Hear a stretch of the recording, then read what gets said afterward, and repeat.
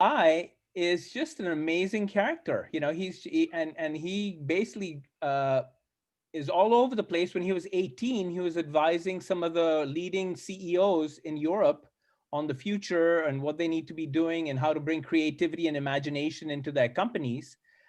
And you know, Indian companies have this problem.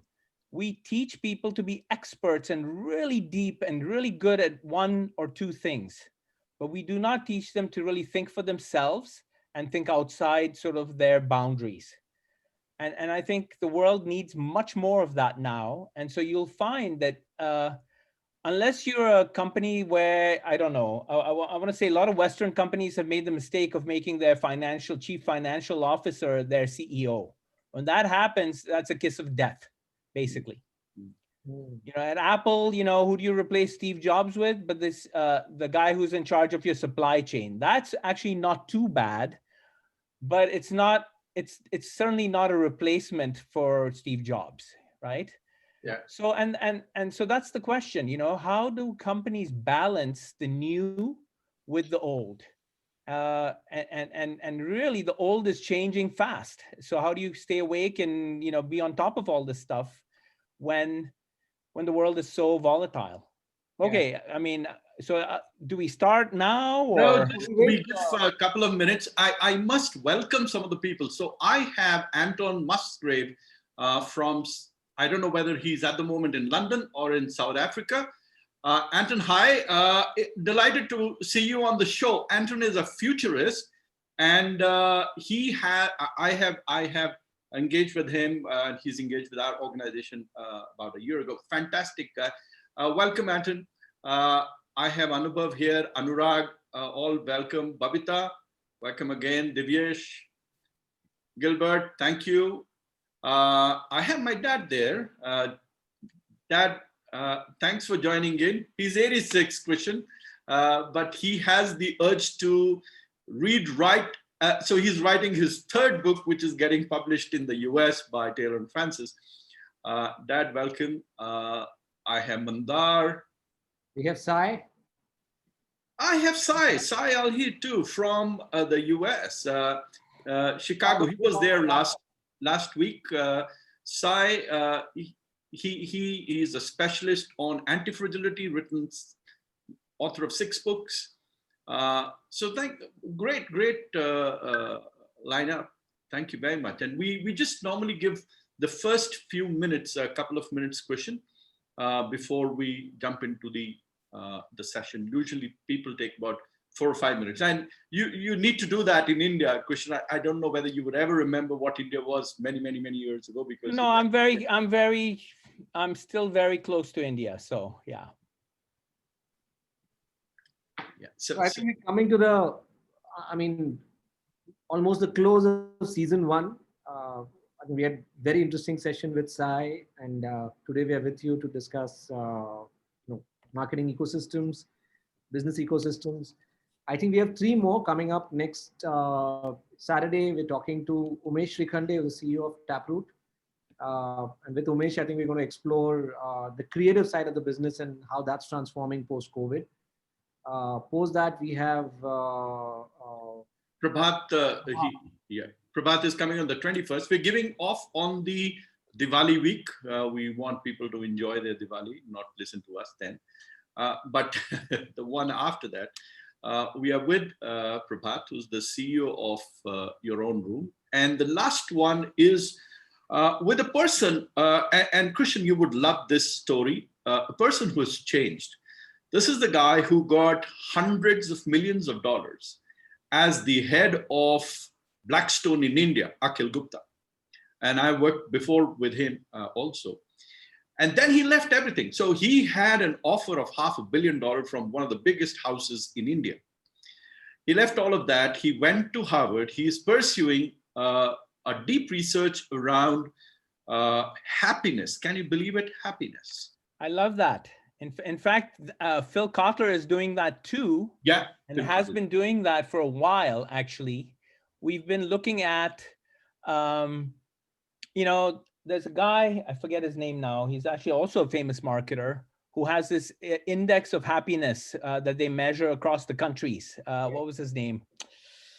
Oh, see, Oh, yeah. this is when senility and ADD combined get to you. But yeah, I mean, I have his name on the tip of my tongue, but it's just not rolling out. But that's what these guys are doing, right? I mean, how will you, and at the end of the day, you know, if you go back to Candide, Voltaire, right? And you have this young kid, there's this Bildungsroman, which is sort of the coming of age story of this guy. And you know, he goes through, he's very optimistic at the beginning of his life, right? He's like, oh yeah, I'm going to do this. I'm going to marry, you know, this beautiful girl that I like. So fast forward through all these horrible things that happen, one horrible thing after another, you know, giant earthquake, wars, people pillaging, killing each other, burning at the stake, you know, just a mad, and remember, this was written by Voltaire during the Renaissance. At the end, he comes and says, well, you know, I just have to tend my own garden and grow tomatoes, and that's it, you know. And he doesn't say the tomato part, I've added that, but that's really what his philosophy comes down to, that if you really want to be happy, just grow your garden, worry about what you can worry about in your little neck of the woods, and that's it, you know. So you need to select all panelists. So I think we should start now. Okay, where do I do that? When you type in, just select all panelists when you're sending it out, so everyone will see. Oh, got it. Yeah, okay, thanks, guys. Lovely. So I think we're about, it's about time to start. We're a minute delayed, but a very broad welcome to everyone on this lovely Saturday evening for yet another session of God's Glory and Story with Alok and Sangram and Christian Sarkar. Right? This last Saturday, we had a wonderful session with Sai. Sai is with us today in the audience, and we explored anti-fragility. And after all these sessions exploring opportunities, because all that we were talking about was in COVID, also how do you search for opportunities? We have a different session today. We are not talking about opportunities today. We are, as a matter of fact, talking about responsibility.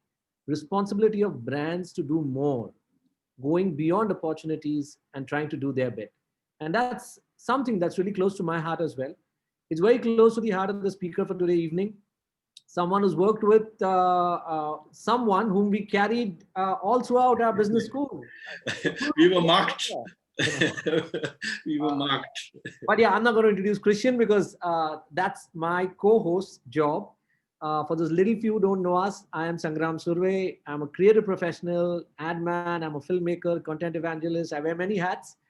And with me is my co-host, Alok Sinha, serial CEO, investor, entrepreneur, and an author. His book, Achieving Successful Business Outcomes in the Market, published by Taylor and Francis. The lay of the evening is very simple. We throw questions at Christian.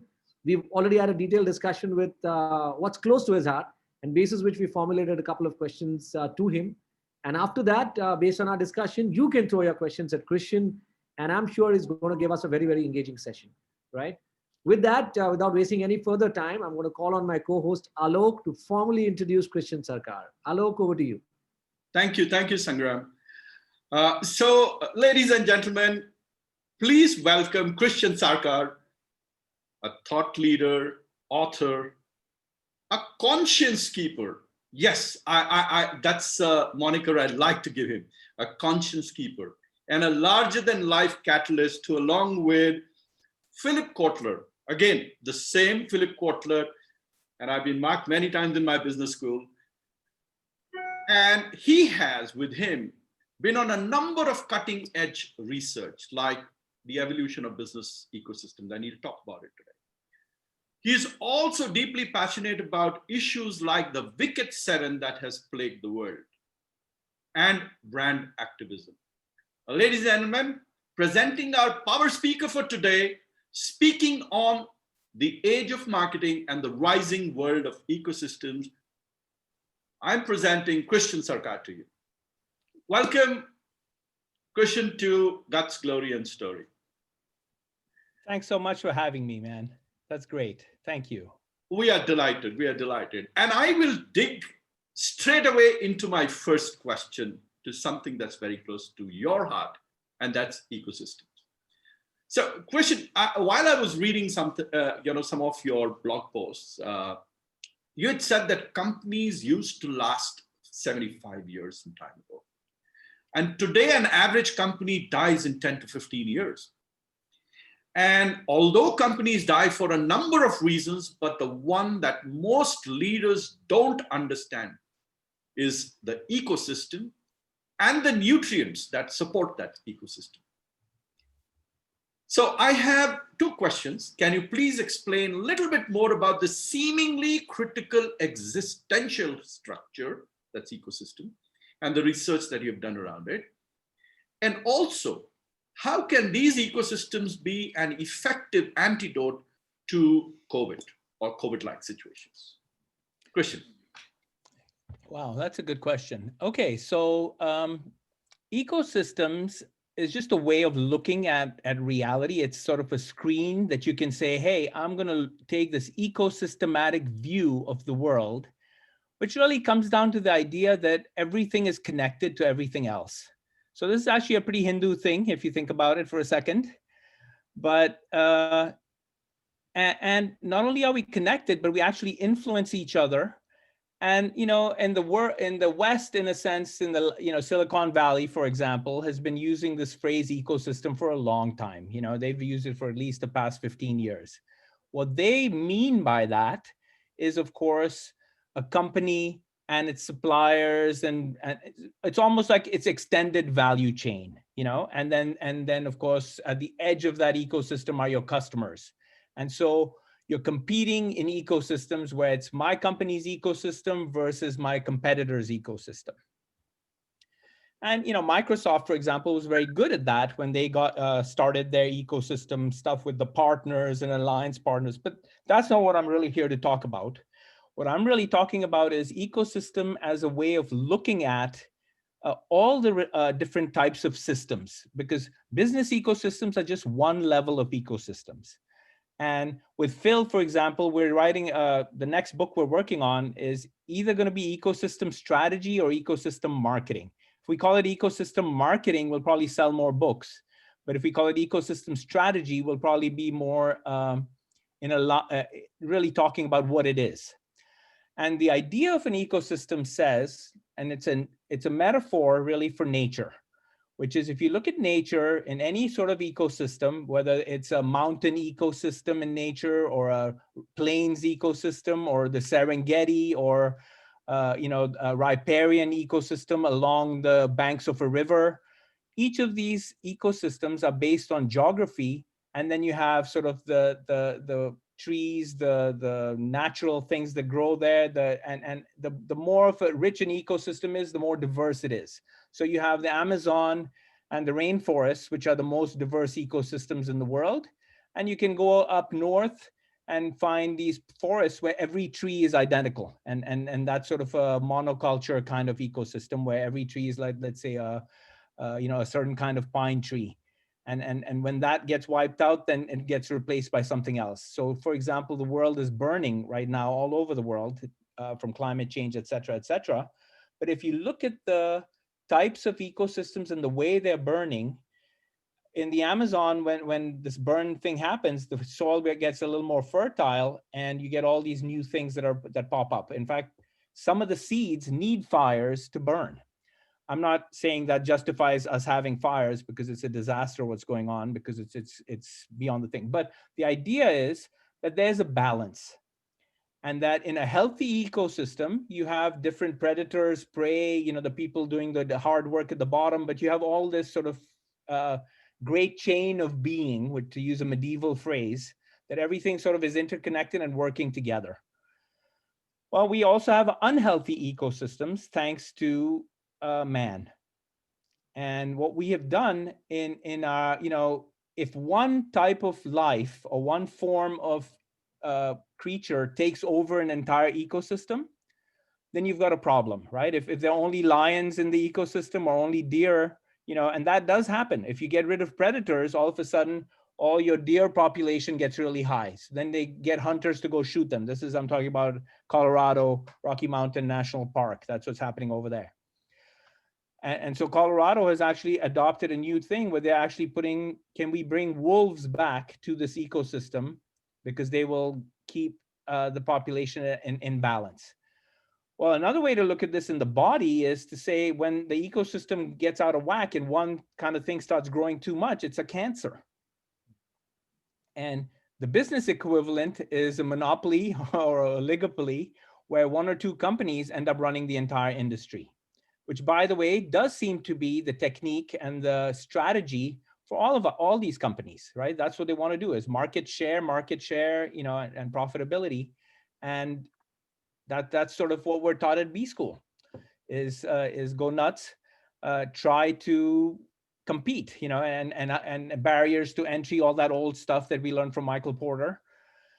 Well, it seems like in this new world, we want to find a way to have more balance, because economic balance, and if you look at your economic system as an ecosystem, then you go look at, what are the different strata in an ecosystem. And in the US, for example, 3 people in that ecosystem of the entire population of the United States made something like 50% of the money and wealth that was created last year went into their pockets. So these are like super predators. And the question then is, who needs to control that? Who needs to manage that? Are we waiting for God to come down and smite people with lightning? Or are we going to do something so that the laws of our nation or our countries can actually be more sort of equitable to help sort of create an ecosystem like a gardener? And this is really funny because just yesterday, I heard General Stanley McChrystal speaking at the Drucker Forum. And what he said is, my leadership model was gardening. Think about that. Wow. And by that, he meant he was trying to basically create a garden with all his troops everywhere being very, very rapidly informed, very quickly taken care of, and cutting out the things that were not working, and basically creating a very large infrastructure that was based on leadership at the end of the roots, at the end of these roots of the ecosystem. So he wasn't making all the decisions. He was actually, his job was to feed information to the people at the end of that line so they could make the decisions that they needed to make. Instead of the old military model of making the decision in the headquarters and having all the information in headquarters and not sharing it with the troops, and the troops just go to, so that's sort of a new kind of ecosystematic organization.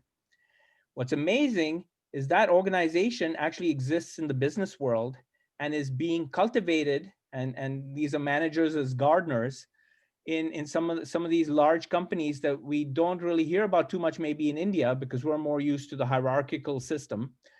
But one of them is GE Appliances, which is now Haier. If you go to China, and I know we have all these issues with China, but this company is an anomaly. And it's thanks to the founder that he basically destroyed the traditional hierarchical system and created what we call micro enterprises. So every little micro enterprise has maybe 50, 60 employees. They're in charge, profit and loss, hiring who they want to hire, and everything for that business unit. But it's not a huge business unit. It's a tiny one, and it's run by those people. So they become, and their motto is, everybody a CEO. Wow. So that's sort of an ecosystem type thinking that is being run in how you actually structure your organization so it can be more effective to meet the shifting challenges as you wander around trying to make a profit or trying to make a living in the world. And in a sense, it goes back to the hunter-gatherer model of human existence.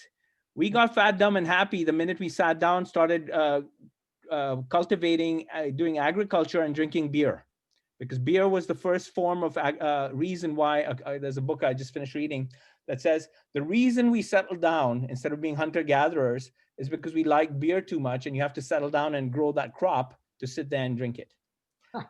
So anyway, that's a side. This is my ADD talking, but I'm trying to just connect the dots.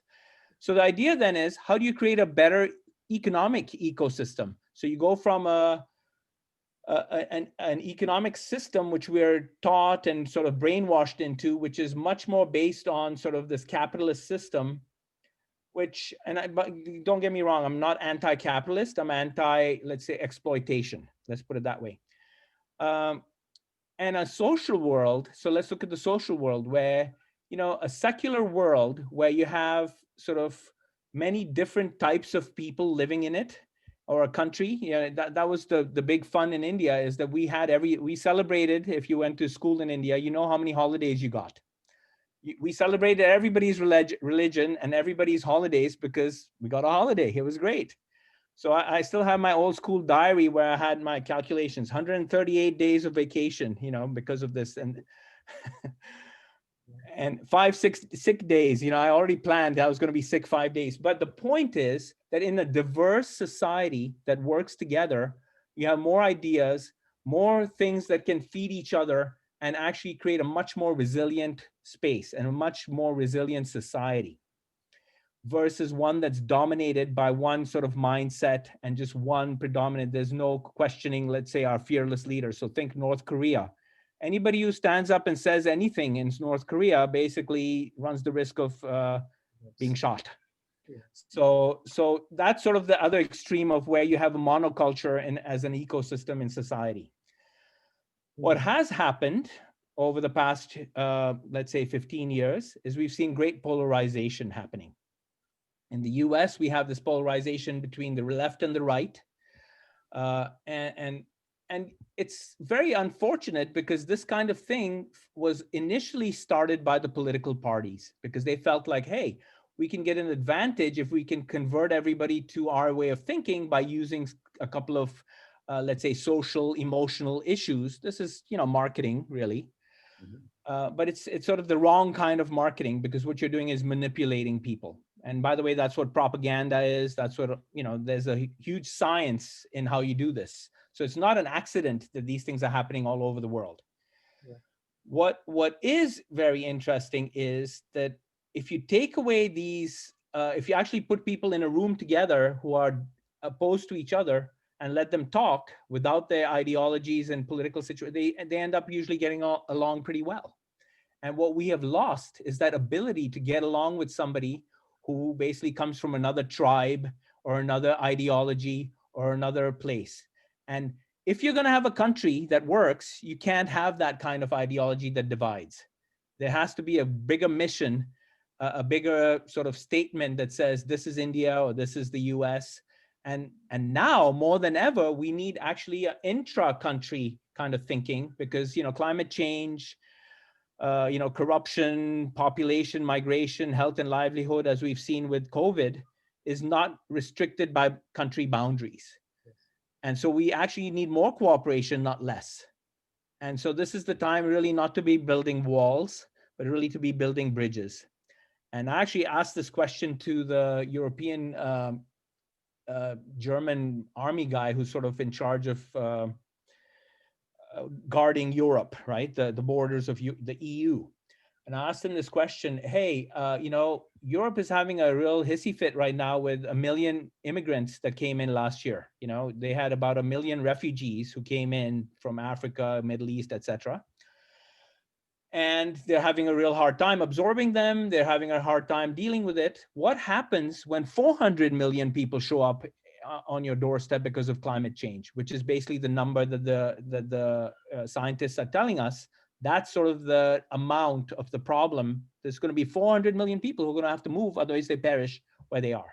What happens then? And is your government and are you guys thinking ahead to what you need to do now to prevent that? So he had a long answer, but the idea is we have to think ecosystematically, right? And the idea is we go backwards to, okay, why is this happening?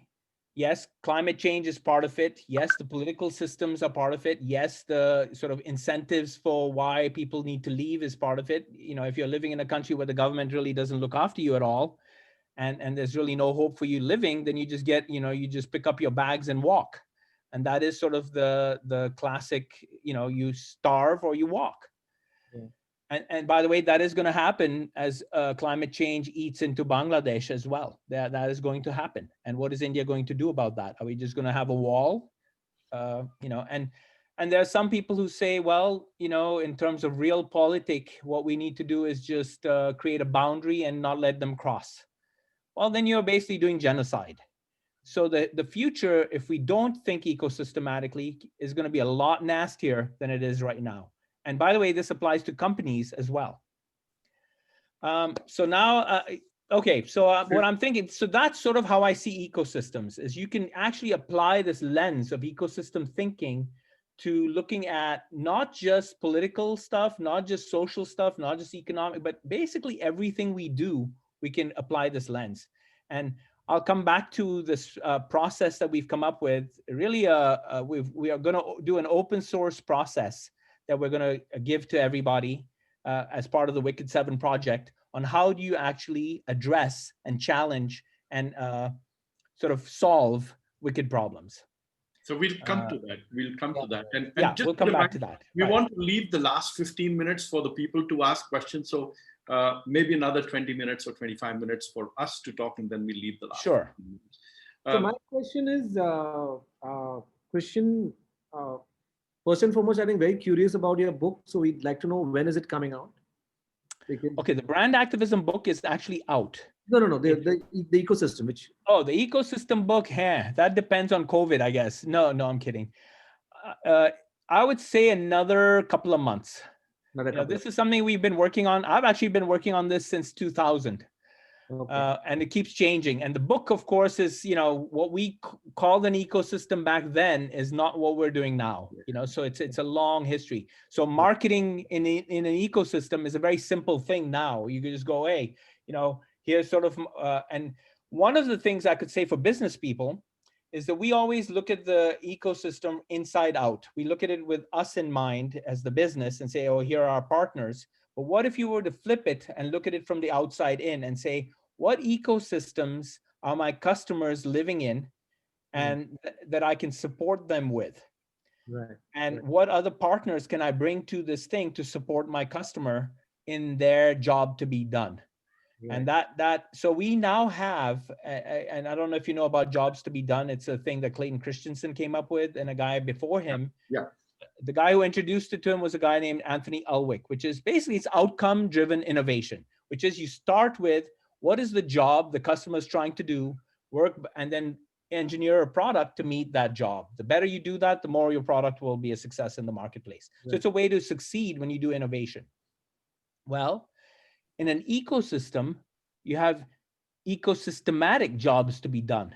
And you look at what is the ecosystem that supports the customer or the army or the government or the institution to get its job done. Right. And then your job might not be to actually produce the product and service. It might just be to bring all these players together to be the orchestrator of the ecosystem, which is something John Hagel has been talking about since 2000 and something. Right. From the early 2000s, about orchestrating the networks. And again, transactional network orchestration is very different from relationship networks. So that's also another layer of complexity, or let's put it nuance, that we need to think of. Because it's one thing to have a platform where you're just buying and selling stuff. It's another thing where you have a platform where you're looking at, let's say, innovation. What innovations can we produce using this platform? Because guess what? The smartest minds in the world are probably not working in your company. Yep.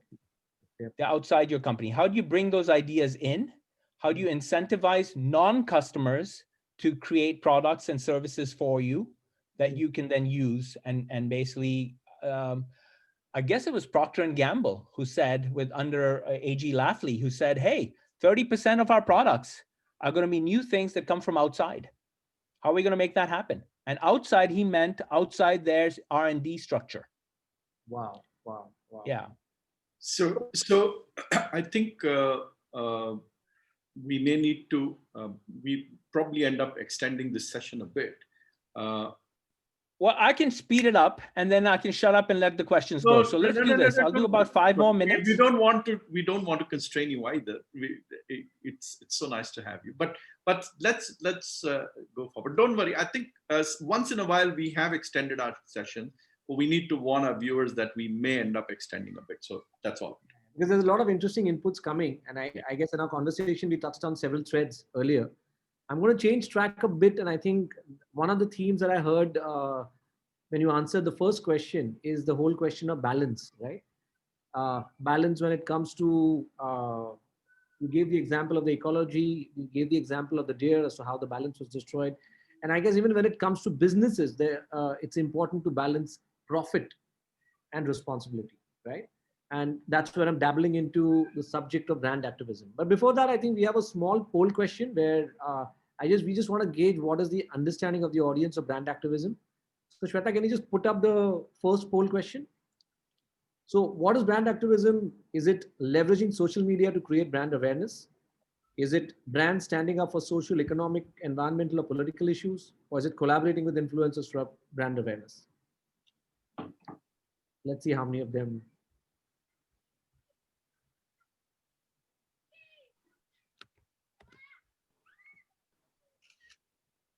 We'll give them around 10-15 seconds to.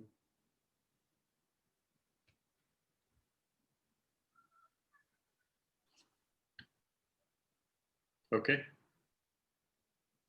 So most of them are saying brand standing for social, economical, environmental, or political issues, which is a good start. Yes. So, Christian, this is the book that you authored with Philip Kotler. And this is something that comes out of pure, it comes from within. This is not something that's spotted as an opportunity. A subject like brand activism is one where it comes from thorough conviction. What we'd love to know is, where does this conviction come from? Where do your thoughts on brand activism come in? And we all understand why it's so passionately needed, but we would like to have your take on it. Sure. Well, we were working on, Phil has written several books, for example, in the past on corporate social responsibility and becoming a better corporate citizen. And those are sort of where the traditional view of what is the place and role of corporation in society. It goes back to Peter Drucker, who said, if a corporation gets too out of sync with the society that it's supposed to be serving, then it can't do business anymore. So it used to be that being a good corporate citizen was in the interest of the corporation, so they could continue functioning in a society that they were doing business in, in an ecosystem they were doing business in. Well, the problem with an ecosystem is, if your customers are having a hard time with something, and you start seeing that they want, and I'll be very clear as to how brand activism has actually entered the corporation. It was not the CEOs who decided to do brand activism. It came from employees. Employees who said, we're doing this social work stuff. Once we do some volunteering, we paint somebody's house, we clean up the beach, we do some stuff around the stuff. But why don't we do something serious? Why don't we actually look at you using some of the technologies we have to do something? And what you started seeing is companies using the capabilities that they had. Let's say in the middle of a hurricane, all of a sudden Walmart is one of the best delivery services for water and emergency supplies to the population. Why? Because they have the supply chain that can do that. So it's basically harnessing the power of the corporation to fix an urgent need. And this urgent need usually comes from employees and customers, employees who are more sort of awake to what's going on outside the company. And this is where leadership has begun to work. The future of leadership and the future of brands, by the way, is brand activism. This is an actual quote from Hanneke Faber, who's the head of Unilever Foods. Wow. Okay. Yeah. I interviewed her a year or so, 3 years ago on this exact thing. And that was the words that came out of her mouth. And what she said is that the brands, and this is a food company, right? They're selling tea, they're selling, Hindustan Lever, basically, right? Horlicks now also. She told me the brands that have a purpose-driven agenda that are trying to do good in the world outperform the other ones by a significant, something like 15, 20 points. And they're tracking this. Not only are they doing, and they're doing better with the consumer generation, the people who are actually buying their products. So that also has to be factored in, right? Who is your customer, and is your customer shifting? And if your customer is shifting, you need to shift with them. So that's what Nike decided when they decided to actually go against the NFL, which is the National Football League in the US, and sponsor a guy who was protesting Black Lives Matter, sort of the idea that Black people are being disproportionately segregated and mistreated by the police, etc., in the US, which is a fact. I mean, it's a historical fact. And all he did was kneel down in protest, which basically goes back to the civil rights thing. And he actually talked to a veteran who suggested he kneel down, and all hell broke loose. So the company Nike said, we're going to sponsor this guy. We're going to make him the face of our Just Do It campaign. Yeah. Well, the first thing that happened is you see on Twitter and social media, some guys are burning their Nike shoes. I'm never going to Nike again. The second thing that happened a month later is Nike sales went up some 20, 30%. And the reason was Nike's smart, right? They figured out the customer who has money to buy my shoes is interested in solving this social issue.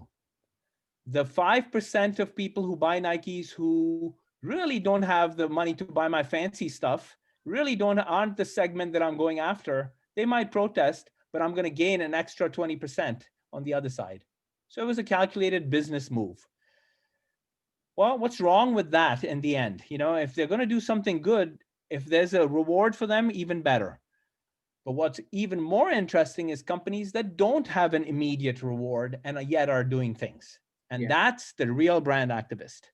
Yeah. And what you see is, and usually these are driven by CEOs or an individual or an activist or an employee or somebody who decides, you know, what we're seeing is wrong and we need to change it and do something better. In India, for example, we have an example of a tiny pesticide company. What are they called?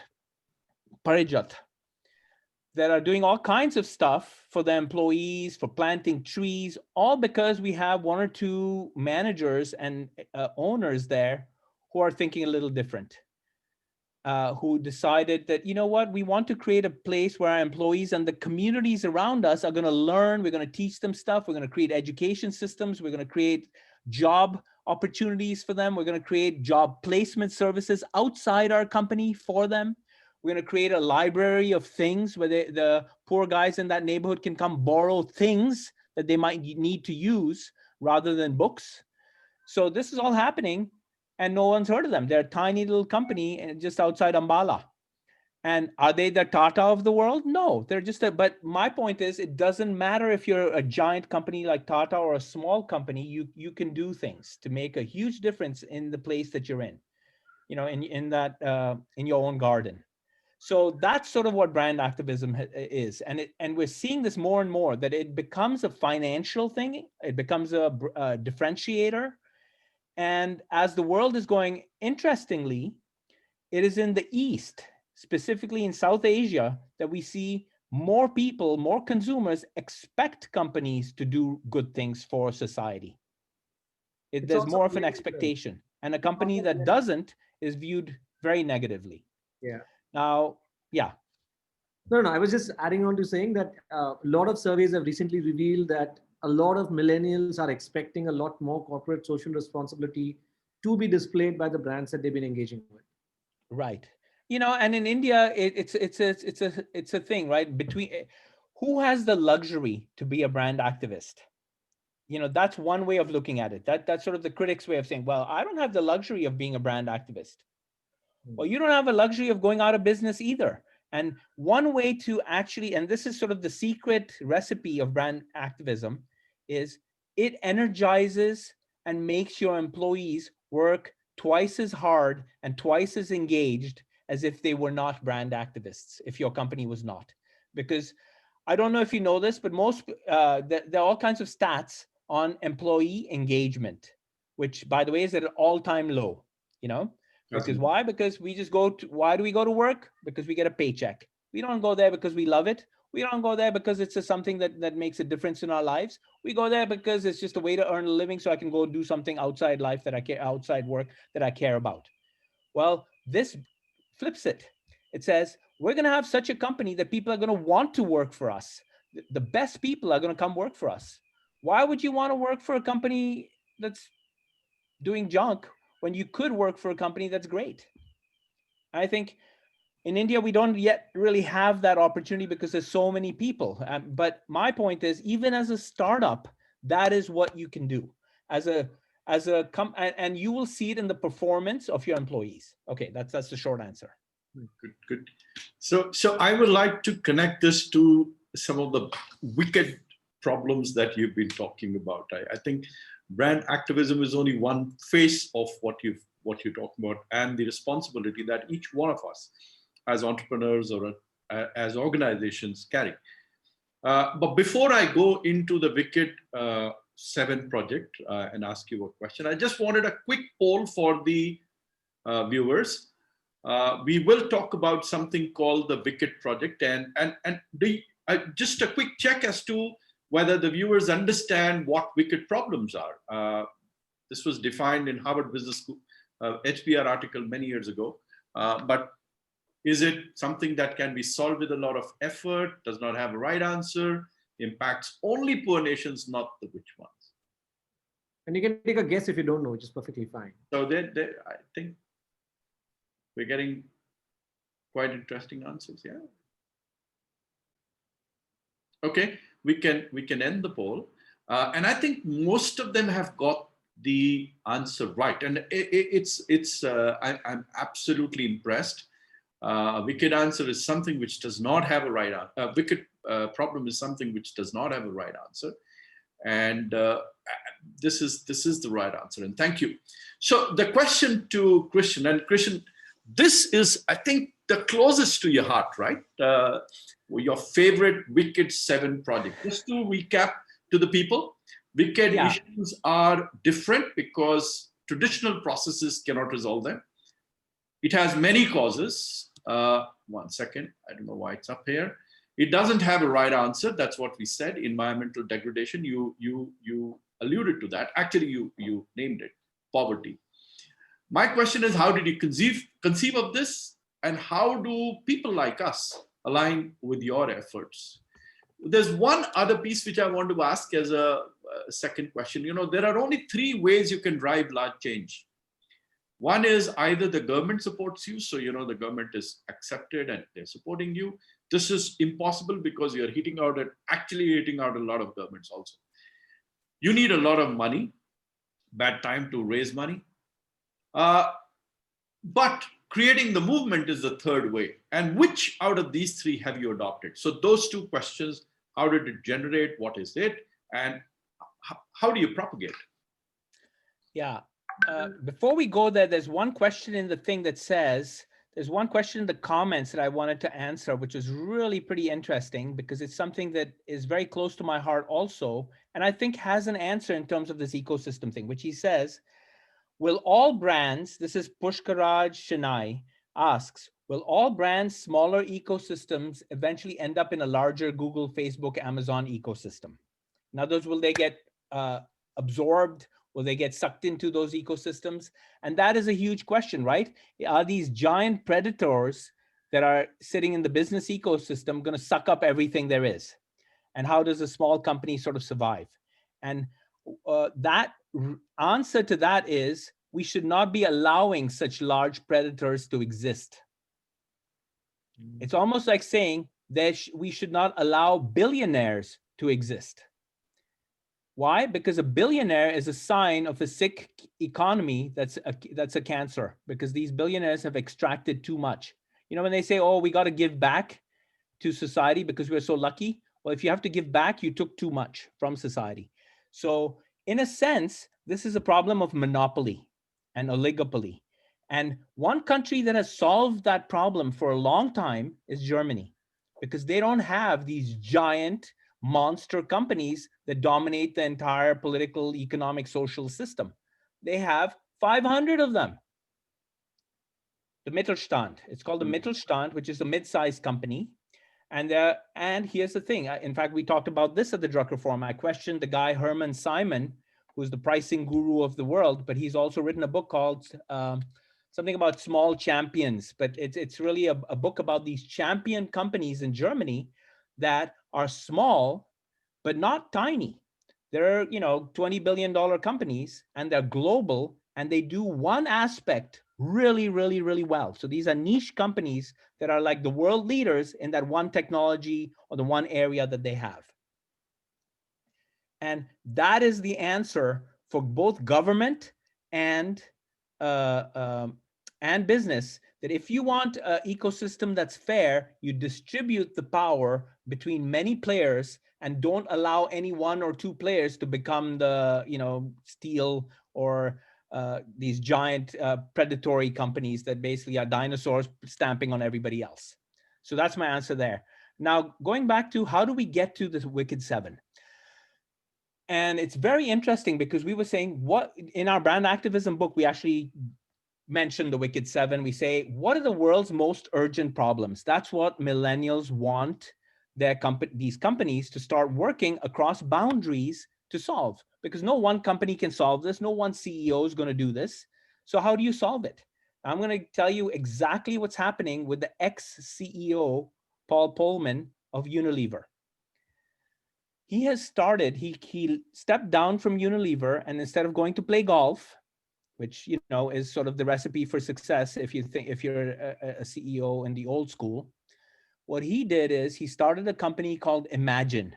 And that company is bringing together the heads of many different companies in a certain sector. So let's say in food, in fashion, whatever these sectors are, his goal is to get 20 to 30% of the supply chain or the value chain in any industry together, and then work to transform and make that into a circular economy value chain. So what happens when you get that critical mass across, and we're calling it cross-sector multi-stakeholder coalition, which sounds like really horrible, but think about it, cross-sector, because he's actually looking across sectors in the supply chain, multi-stakeholder coalitions. So these are a new form of organization beyond the corporation. And in the co-op and world, we're all familiar with Amul butter as the world famous co-op, but why don't we see more co-ops? What are the barriers to creating co-ops? Why does the government want to promote corporations over co-ops? That's a question to ask. Why can we not have multi-stakeholder co-ops, which, by the way, is the future of co-ops? So we see this idea that if you can bring together multiple players from multiple industries to solve a problem, that is sort of the way to go. And what we're doing with this Wicked Seven project is saying, let us identify what these problems are, what the root causes are of all these problems, and how they're interconnected. And how are we going to do that? Do we know everything? We know nothing. So what are we going to do? We're going to basically do research. We're going to open it up. We're going to have a crowd-sourced contest that says, hey, for version 1, we're actually just mapping this stuff out. We're going to draw nice little diagrams that connect all the dots and say this thing caused this, which caused that. And we have all these beautiful charts that we can come up with. But each chart is fed by data. It's not coming up with stuff out of our back pockets. It's really stuff that is based on what is actually going on. And then once we have the causes on the left side, on the right side of this chart, you can say, if we don't do anything to stop these causes, what will happen? What's next if we don't solve these problems now? Well, then you have all these other ramifications and effects down, that are happening. And for COVID, we predicted some of these things, and we drew some nice maps. And the idea was, if you have COVID attacked properly, here's what happens. So we have a virtuous map, and because here's the other sort of assumption that we make. A wicked problem also has a virtuous solution. And what is a virtuous solution? It's exactly what a wicked problem is, which is a wicked problem solved. I.e., there's not one answer fits all. It's very complex. It ties into all the different things. And one of the things I say with Bill Gates, he's trying to do all these great things, but one of the underlying problems that feeds all these why nothing happens is corruption. So if Bill Gates decided that he really wanted society to be better, 50 years from now when he's gone, what he would do is work on taking money and bribery and corruption out of the American political system. If he actually did that, a lot of the problems that we have today in the world, especially in the US and sort of in the foreign aid that we have, would go away in the US. So we have made corruption one of the wicked problems. And we actually have been mapping out what are the ways in which corruption works. By the way, there are best practices on how to fight corruption. There are best practices on how to do corruption. All of this has been documented. People die all the time because they write about this stuff in the newspaper. The lady who did the Panama Papers, the journalist, she got blown up in her car in Malta. So that's a disincentive to go down that road. But the point is, that's the road we have to go down. And if your government is serious about fighting corruption, if business is serious about fighting corruption, it is going to have to go down this road. So that's how what we've done is this project is not we're going to solve these problems, but we're going to diagram them and virtualize them in a sense so we can come to a Wikipedia, if you will, look it up and say, here's the problem. Here's 15 different solutions. Here's 15 different ways this problem manifests itself. Here's how it works in Nigeria. Here's how it works in India. Here's how it works in the US. Because guess what? Human beings are human beings. There's going to be corruption as long as we live. The point is, how do you minimize that corruption? By creating governance between business and governments and the people to eliminate that as much as possible. So that's sort of the goal of this project. Okay. I have two sub-questions which are more specific, I guess, to what you said, because it's just immensely curious as to how this is going to run. So I'm assuming from what you said that these are going to be, there are going to be country chapters for the wicked problems, right? Because every country's problems would be different. Actually, no. We are going to curate them all together and say this problem came from Nigeria. So it's almost like a thing where we go over what are these problems and how are they being solved in Nigeria. So I was just talking to a student in Nigeria where they're having this thing called End SARS Now. I'll tell you what this is.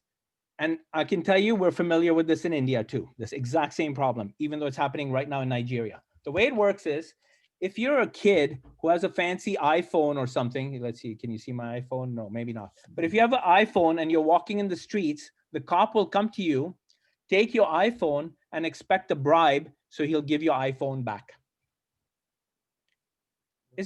And if you misbehave, they'll beat you up. And if you protest a little bit, they might throw you in jail and torture you a little bit, knock one of your teeth out. So you're straight, next time you'll behave. Well, this kind of police brutality and corruption is not a new thing. We're familiar with this. This has been going on for any place where power is absolute or it gets corrupted. This is Peter Drucker speaking. Anytime there's a concentration of power, it's going to get corrupted. So the goal is, how do you unconcentrate it? So that's part of the thing. Indy Johar has a nice question. How do we govern ecosystems or create the protocols to avoid the need for centralized governance? Indy, this was the subject of the Drucker Forum, the starting point, which was just finished. But the guy I would say point you to is Michel Bauwens. And we'll talk about that. I'm going to ping you later about that one. Michel Bauwens is this P2p guy. He says we need to create an ecosystem where power is distributed in the ecosystem, much like the team of teams protocol that Stanley McChrystal established for his army in Afghanistan, because they were getting killed because they couldn't work fast enough or react fast enough in a command and control type environment. So what else? I'll shut up now for a second. Next question. Okay, so I think one of the questions that we also potentially discussed was, and I think you touched upon that in your first question, is that a lot of the problems that we seem to be having today in terms of the global ecosystems are no longer restricted to national boundaries, right? Climate change. All the big ones, right? All the big ones, right? Yeah. And we also know that in a way, there are several hints. I think Yuval Noah Harari also said that there is enough evidence to know that capitalism has not worked or lived up to expectations as it might. So there are two questions, and I think they're connected. And one is, what is the future of leadership, where leadership no longer seems to be restricted to national boundaries, and the willingness to collaborate between countries is going down as time goes by. Right. Question two is that if capitalism as an overall system doesn't seem to have worked, but there is no solution to it, or there is no alternative to it, where are we headed? So those are Well, the there is an alternative to it. In fact, you could say, and this Indians aren't going to like to hear this, but you could say Chinese are actually better capitalists than the capitalists. Okay. Okay. Because they've done a better job of running businesses, which are, you have basically government-driven entrepreneurship. The sad part of this is, of course, they treat their people as an object in this machine, and everybody's got their social score and treated like a criminal, basically. Everybody's in jail, in China, some more than others. But the point I'm trying to say here is there is an alternative. And that alternative is really to go back. And this is why I love the Mittelstand, because the Mittelstand is actually Gandhian. And what I mean by that, if you go back to Gandhi and his idea of panchayats and distributed sort of governorship in those villages, the question really is, how do you prevent that from being corrupted? But think about it this way. Instead of having smart cities, why can't we have smart villages? Why can't we build entrepreneurship and little businesses that actually work, where the post office becomes the platform, let's say, for this entrepreneurship? It doesn't have to be Amazon or Flipkart. It can be the post office. So we need new kinds of public value creation, which is a story that Maria Mazzucato in Italy and now in London has been hammering away.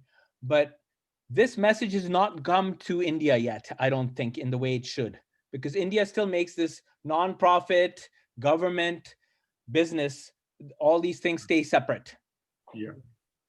And democracy, forget that. That's not even in the equation. So the question then becomes, how do we build that? And we build that, and little companies can make a difference. And that's why I was telling you about this Parijat Industries that's doing stuff in Ambala.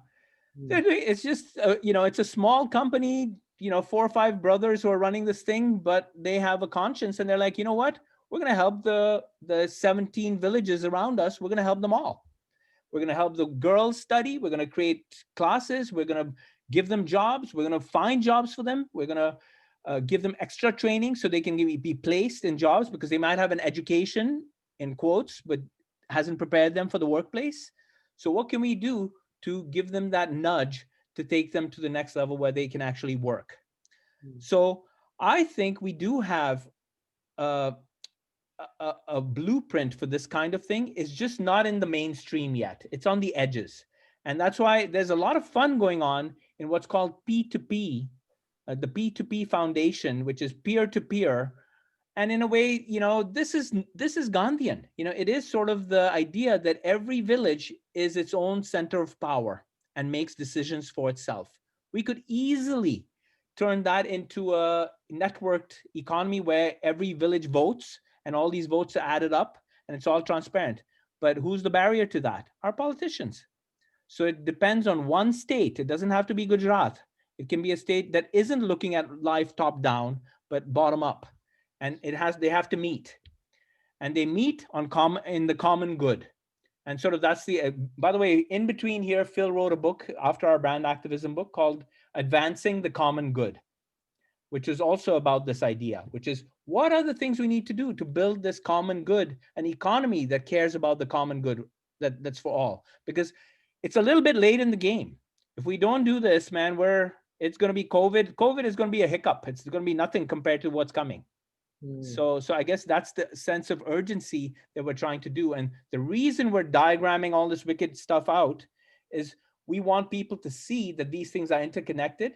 We're also going to try to find the experts and research who they are, what are the solutions they have, and put them as part of this thing. Whether they participate or not doesn't even matter. We just have their work there and say, XYZ person has solved this problem in Rwanda, or XYZ person has done this, but here's one shortcoming that they have. So it's one of those things where we feel that using the digital sort of model or digital twin of all these wicked problems might actually be something we could learn from. Okay. Do we throw in a couple of questions that we I already? think there are some interesting ones. There's an interesting comment from Pushkaraj. He says that it is critical to change the way success is measured. GDP growth, ROCE, and IRR have to give way to move to more plural metrics of income, health, education, and employment distribution. That's right. And there, you'd be happy to know there are people working on that. The World Economic Forum thinks it's got a solution, okay? Yeah. I'm very suspicious of their solutions because they're all top down. And the people they have sitting there, the guys who actually created the problem in the first place, right? I mean, these are the capitalists of the world who are running all their multi-billion-dollar multinational corporations that got us into this mess. Dictators usually don't depose themselves. So what we're going to look at is, where are we finding these multi-stakeholder sort of measures of success in a economy, or let's say a value chain that's based on this multi-stakeholder stuff where everybody wins, not just the top guy, or not just the owner, or not just the ruling class, or not just the ruling corporation. And there's some very interesting things happening. And in a sense, you know, India's preoccupation of left versus right, you know, that it's a left versus right thing, is wrong. You got to come up with a new thing, which is common good. What's the myth? What's the thing that gets us all to prosperity? At the end of and takes out this ideology from it. You know, it's not Hindutva, it's not leftist, it's not Maoist. Everybody just wants to have a good life where they can sit and watch TV and watch the football game and have food in their cupboard or in their fridge, or have a fridge even, or you know, and it's not about, you know, I mean, if you don't have anything, it's very easy to be misled or taken for a ride by any kind of radicalizing force. So there was a comment here about Bangladesh breeding ground for Rohingya. That's just inappropriate, frankly, and actually shows how naive you are. But that's okay. I just wanted to throw that out there. Yeah, he's not seen the movie Social Dilemma, where it actually says how it has been done. Okay, but besides the point. But there are a couple of others. Maybe I can just pitch in one which came to us during the registration. I think you've partially answered it. Madhumita, she's asking, how does a socially responsible brand impact the millennials who are our customers? Absolutely. So very, very specific to millennials. Yes, it's actually a great question, because frankly, that's the demographic that has been the most responsive and demands this social change. In our book, we have all these stats that say something like 75% of millennials expect your CEO to stand up for social issues and make a difference in the world. And in India, it's actually higher than that than it is in the West. So here's another thing. What if you could unleash the enthusiasm of the kids in your organization to actually make things happen and do things? This is how dumb we are, because we think because we're the boss and we've done things the same way all these years, and that we've all gone to business schools that teach us to do. This is the other problem I was going to say. The problem is our business schools have taught us the wrong model. The model that they have taught us was based on, guess who? The East India Company. You're right. You know, and the East India Company was not exactly good for us, you know, in India. They value extracted or value mined some 60, 70 trillion dollars and took it off to England. They did the same in the Caribbean as well, you know, with the sugar industry and the sugar plantations that they did. So you could say the wealth of nations is basically just stealing stuff from everybody else. The problem is, with the way we are looking at business today, we're basically have the same colonial mindset. And the structure of the corporation and the language of the corporation, value extraction, value mining, you know, mine value across all your, what is that? That is basically a way to suck value out of the community and leave it worse. What if it was the other way around? What if we could create value for society? How does my business create value in this place that I work in? By the way, there are some companies that have that model and are doing that. So our goal is to let's get more of those. You know, let's expand that. What if every employee was a shareholder and had a vote? So they have some kind of stakeholder, some kind of stake in the future of the company. What if every employee, as they join the company as an employee, they get a tiny share of voting stock in the company, so that everyone's a co-owner now? And so you escape the tyranny of leadership. Mark Zuckerberg has 50 something, a majority controlling vote in Facebook. What is that? In the French Revolution, he'd be guillotined. And the problem the rich have had is they have not learned that lesson, and here I'm kind of kidding, right? But what I'm saying is the blindness and the bubble that these executives live in is going to hurt all of us. And just for the future of your own company, if you want to last more than 15 years, as we were joking about at the beginning, although I'm not really joking, you need something that's more sustainable, more regenerative, more intelligent. The economy needs to be made intelligent so that it's not just a few guys at the top making all the decisions, but it's actually more driven to the needs of the community. And that's what we call, the socialists call it a solidarity economy.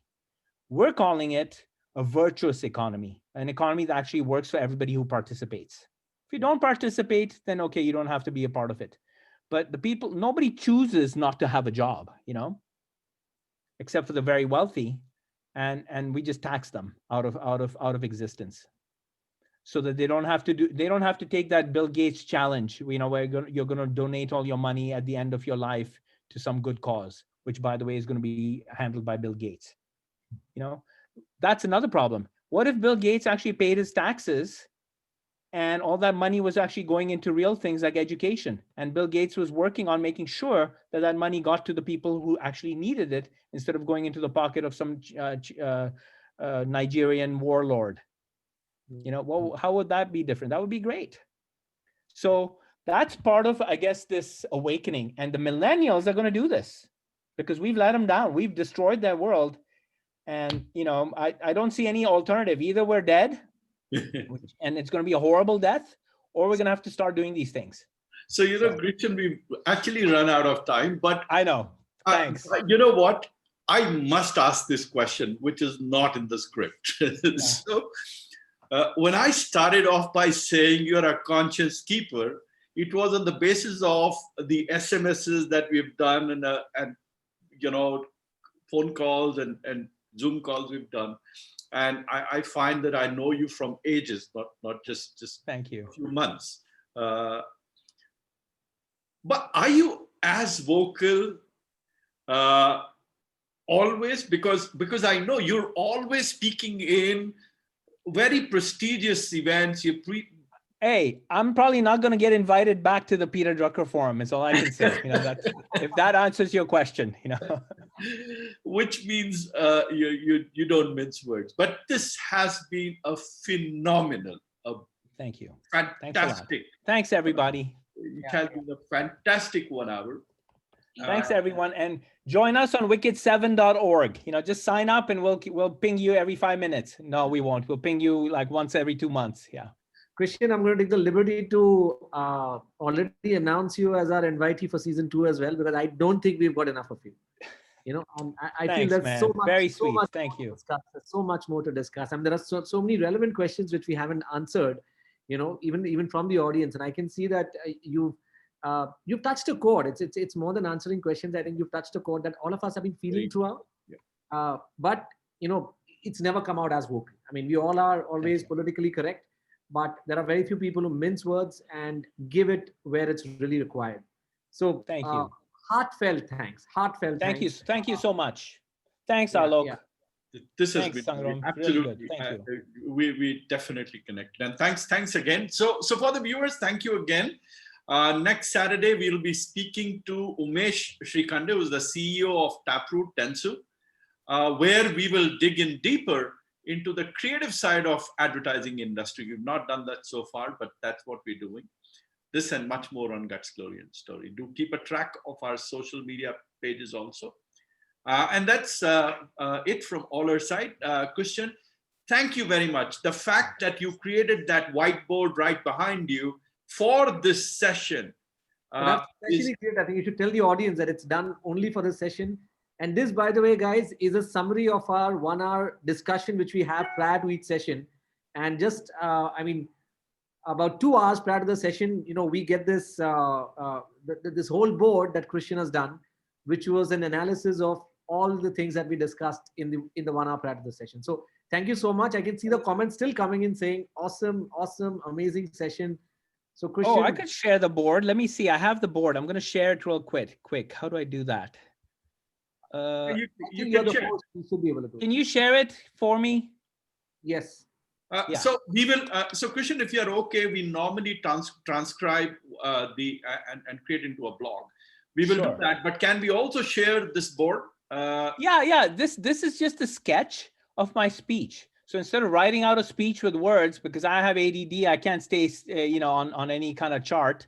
So this is my way of basically mapping out my thoughts. And then, so I don't really have to memorize anything. I just have to remember, oh yeah, I want to talk about the East India Company, that kind of thing. Yeah. Shweta, can you share the board? I think can share the board, yeah. Shweta, or allow Christian to share the board. No, you share it. You have it. You can share it. Yeah.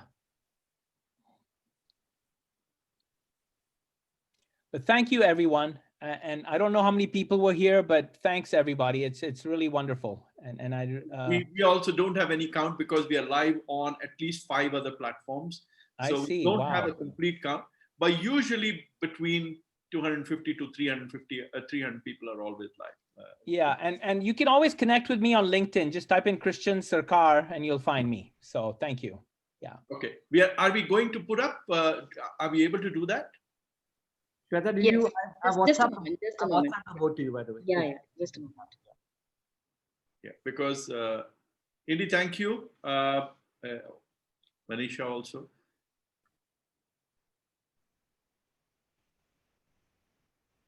But you're a firebrand. Absolutely. No, man. ADD. So the fact that you do meet Bill Gates and talk to him. No, I have not met him. I haven't met him. Okay. I've just pinged him. I have his email. Let's put it that way. And we actually have an open letter to him from Phil Kotler and myself in our book. That's how we close the book. That we don't want to come at you with pitchforks. We just need you to wake up, and not. Yeah. I mean, it's sort of the arrogance of the very rich to think they can solve everything without the input of anybody whose problems that they're really solving, and I have to say I'm being a little harsh. Bill Gates is not such a bad guy. It's just, I think he would have done better if he had studied a little bit of history and let's say philosophy, maybe a little bit more, so that he could see what human nature is and what the underlying sort of problems are not always just technical. So guys, the board is up. You can take screen grabs of it, but we'll ensure that this board will be there in the transcription of the blog, which we put up after each session. The entire recorded session would be up by tonight on our YouTube channel. So do tune into it. Pass the word, because I think this is a session that needs to be shared. So share it. If it's touched a chord, please share it with people whom you think should be seeing this. And it'll obviously be there on all our social channels as well. With that, again, Christian, a final goodbye. And we will see you soon in season 2. Thank you.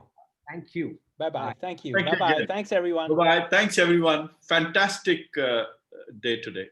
Thank you. Thanks, David. I will connect back to you on LinkedIn. We'll exchange a quick note. Thanks. Take care. Bye, all. Bye, everyone.